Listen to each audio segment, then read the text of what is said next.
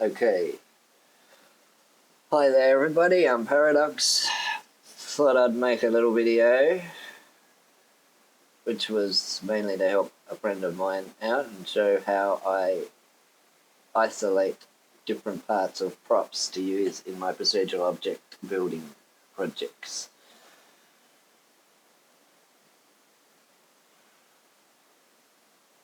It can be a little scary when you first go into customization in procedural objects and see all those little blue vertice nodes.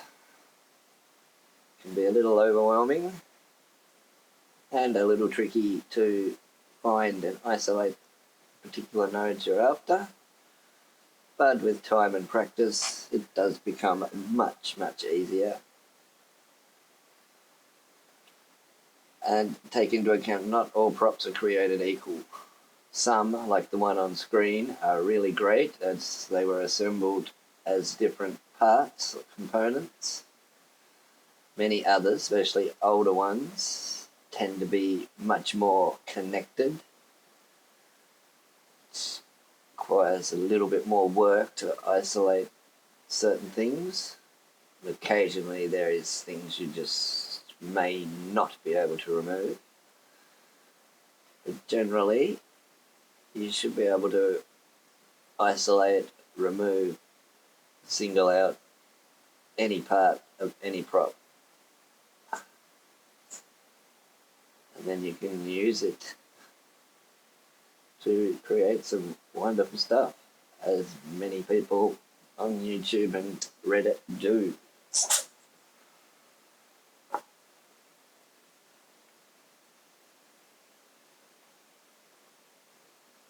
So I've got pretty good at it now, and I can isolate multiple items from a single asset without too much trouble.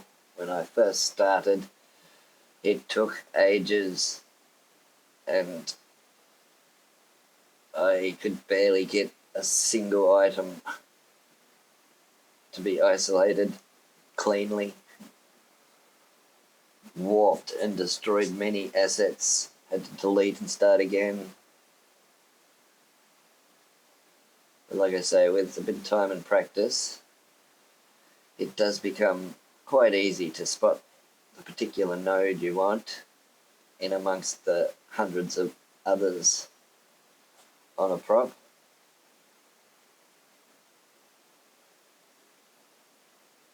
My advice is just to get in and play around with it. Wreck them, pull them apart, warp them.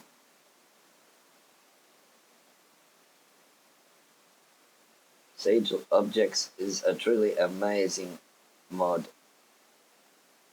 In my opinion, one of the best in City Skylines. Definitely one of the most useful.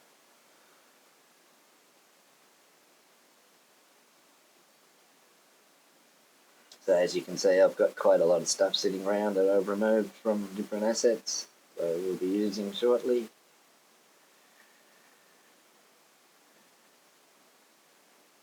It can really bring your creations to life, and there are some truly amazing parts with beautiful textures on a lot of assets and props for that matter.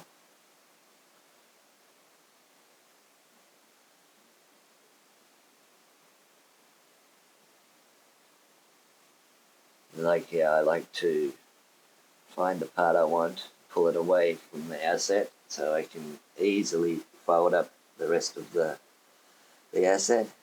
When I first started doing it, I was trying to isolate tiny groups of nodes in and around the part I wanted, and grabbing the wrong ones, marquee collecting and grabbing the wrong nodes and wrecking what I was trying to do, and having to delete and go back and try again. And now something that would have taken me 20 minutes, half hour, I can do in a couple of minutes. Everything I've just isolated in this video took less than 20 minutes.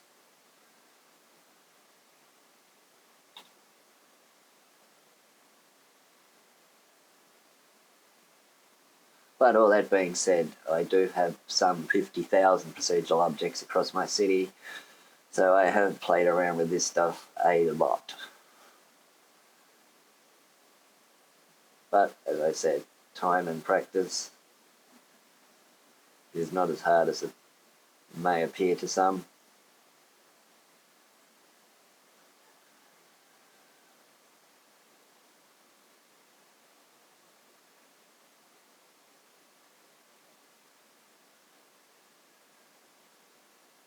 The extra abilities and options it gives you is just incalculable. I don't know if I'd be able to play the same way without procedural objects.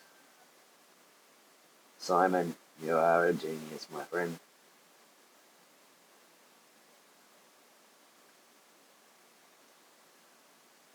And while I believe procedural objects is the greatest mod in the game, there is a few areas it could be improved.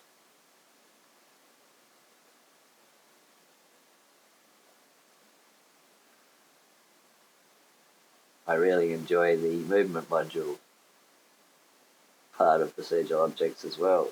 Another thing I use a lot of.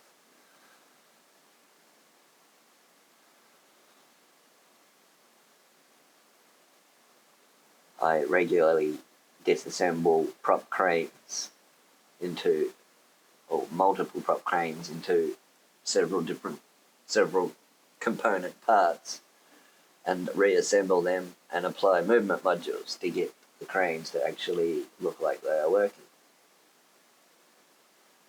Makes scenes, especially construction sites, a whole lot more dynamic if the cranes are doing small movements.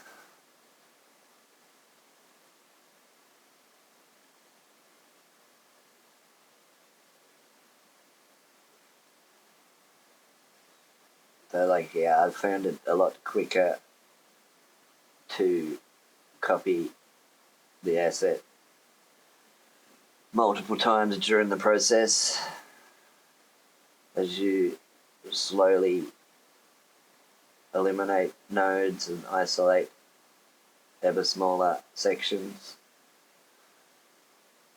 and especially useful if you're trying to obtain multiple parts from one asset.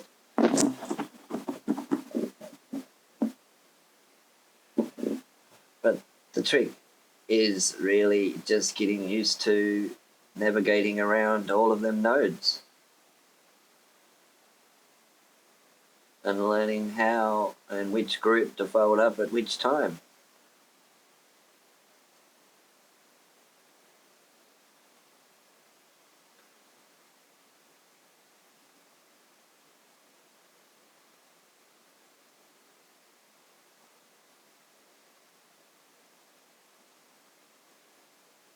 Oh, there you go. Don't really know what else to say about it.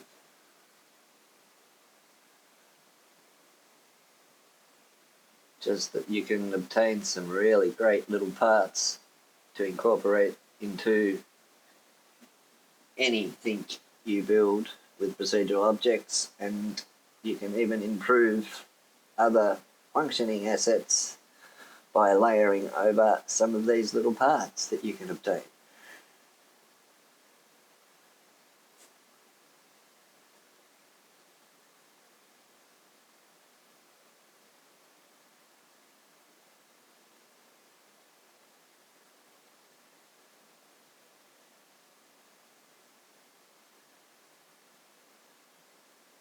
Here's another thing. When folding up parts, just make sure you check from all angles, because much of the asset structure is invisible from the back. And as you fold up different sections, you can end up having parts that look great from the front, but as you rotate the camera around, you'll see there is actually a sticky out bit that can only be seen from a certain angle. So I do tend to make sure I've got all the nodes folded into one, don't leave any hanging about.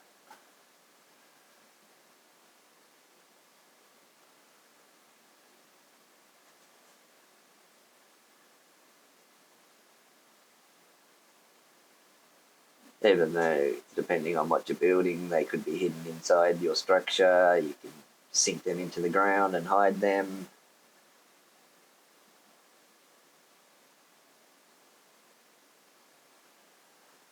But I tend to just like to fold it up and make it all disappear.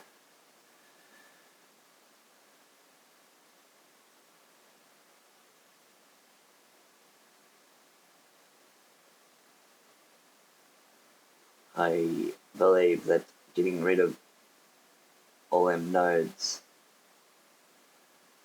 does help performance-wise if there isn't so many vertices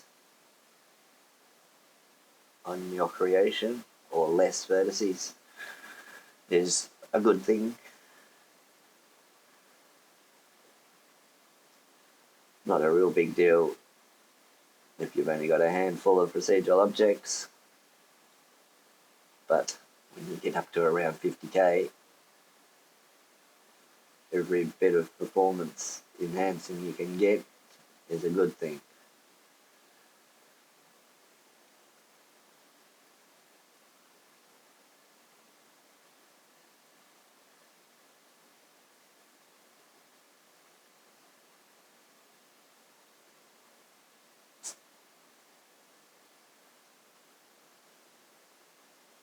Okay, that's it guys, thanks for watching. See ya another time, maybe. Okay, one last isolation job before we go. I really like this little bit of machinery inside this box thing here. Always hated the high wall around it. Very easy one.